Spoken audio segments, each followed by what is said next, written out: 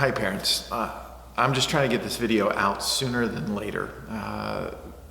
With what's been going on in this world, whether it be hurricanes destroying whole islands, or earthquakes happening in foreign countries, or mass shootings that are happening here in our own backyard, there is this sense of what can we do, what can I do? And there is a part of us as parents that probably grieve. There's a part of us as parents that are angry. And we have to recognize that our students are at an age where some are going to start hearing things or seeing things or watching the news or being on social media and getting information about the different things that are going on, and their processing is still being developed, and so they may not be able to process things very well. And so I just wanted to get some helpful tools to you to help with dealing with trauma. And again, whether it be shootings or natural disasters, trauma is just a very natural part of the world we live in. But if we don't learn to deal with it well, then we just become desensitized to it. And I don't think that's how our faith journey should be. I don't think that's how God designed us to be. And so one of the first things that I would just encourage you as a parent to do is to use phrases that help create kind of a safe environment. And so it's creating a home and where kids can, your student can share and openly share. And so some ways to do that, you can start with a phrase just as simple as, well, what do you know about? And so, like, for instance, since we just had this shooting in Las Vegas, is what do you know about the shooting that happened in Las Vegas?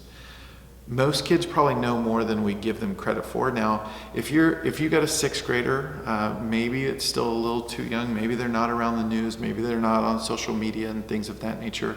And so they may be a little bit more protected. But for the seventh and eighth graders, there's a good chance that they are getting around. And so they probably know more than what we give them credit for. Now, in this, and just trying to create a safe place, is as they begin to share, as they begin to ask questions, we have to, and this is the hard part as a parent, I get it, I've been there. The hardest part is to recognize that they don't necessarily need our answers. And so we as parents need to not force an answer onto them that we may not fully understand. And so here's what I mean, like, why does something like this happen? Well, as a parent, I just want to say, well, sin's in the world, people are just mean and messed up. I just want to give that quick answer. And yes, it is about sin. It is about depravity and things of that nature. But ultimately, in what they're asking is, well, why would something like this happen? And right now, we don't know. And so being comfortable enough to look at your kid, look at your student and say, I don't know. But, and there's a couple different ways you can go after that but I don't know, but that's an important question. I don't know, but I've wondered that myself. I don't know, but thanks for sharing that with me.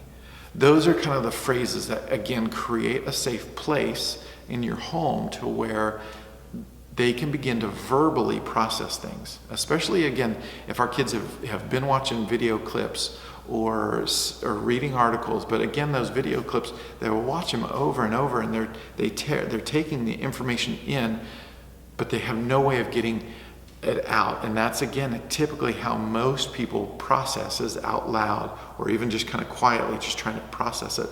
They need to get it, be able to speak it. And so just, again, creating that safe place. A second way to help our students is by actually praying and singing songs of lament.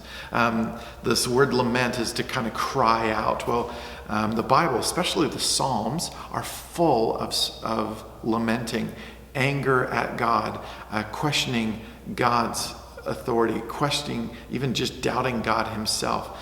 There's actually over 65, I believe it's over 65 Psalms that are songs of lament, where they are, where have you gone, God? Where are you, God? And as we can pray those type of prayers out loud, as we can sing even those kind of songs, as we can express those frustrations and questions, it allows our students to do that as well. And again, that helps them begin to process. Now, what you can do, just taking just two Psalms, Psalms 80 and Psalms 88, for example, is you could maybe spend some time reading those and recognizing that, boy, this person was in despair, they had lost hope, or they were angry with God. And many times in those Psalms, the psalmist will come back to a place of giving God glory and honor. But if they don't, it's a place to say, okay, so where does this person go from here? Because again, as a student begins to process those kind of things, they can get to a place of understanding that, boy, bad things happen, or that God still loves them, and things of that nature. Then when they're in their real world and in their life, when things happen that are full of despair and loss of hope, that they can get to a place of, oh, but God is still there and he is still faithful. And then the third thing to do is to look for signs of post-traumatic stress. Now, easier said than done, but loss of appetite, loss of interest in kind of their normal things, loss of disconnection from friendships or family and things of that nature. Those are kind of some normal ones, but looking for these kind of signs. Again, our kids are going to be going to concert. Our kids are going to sporting events. Our kids are going to go to the mall. Our kids are going to go to a movie theater or to school. That's where these things are happening. And so our kids could already, even though it hasn't happened to them, it's happened enough around us that they could begin to exhibit signs of post-traumatic stress.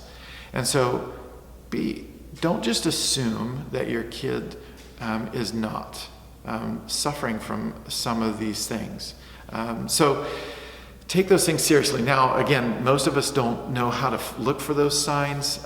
In this email, I'm putting some links below this video. Two of the links are two articles. One's dealing with grief and one's dealing with doubt. They're put together by the Fuller Youth Institute.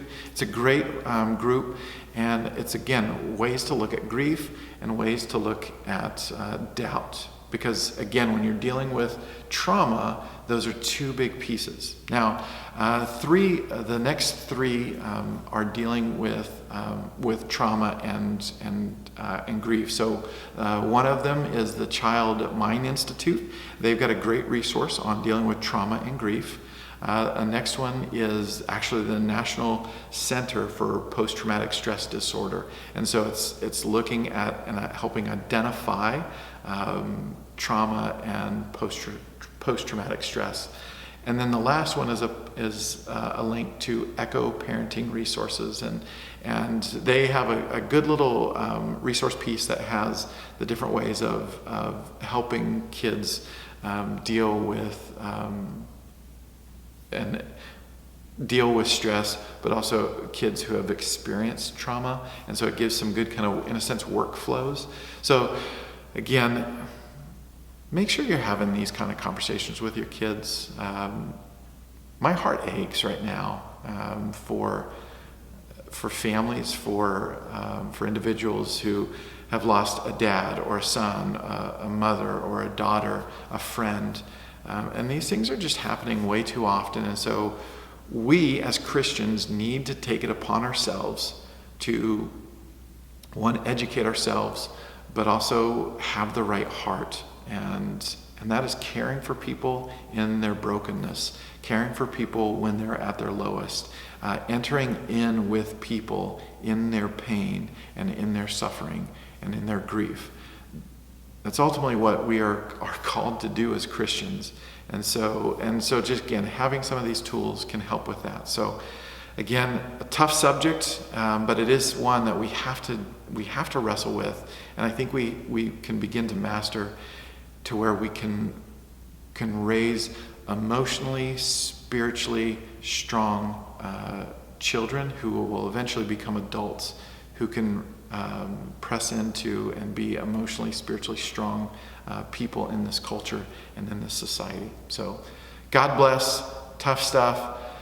Keep pressing into Jesus and continue to seek him and love him. God bless.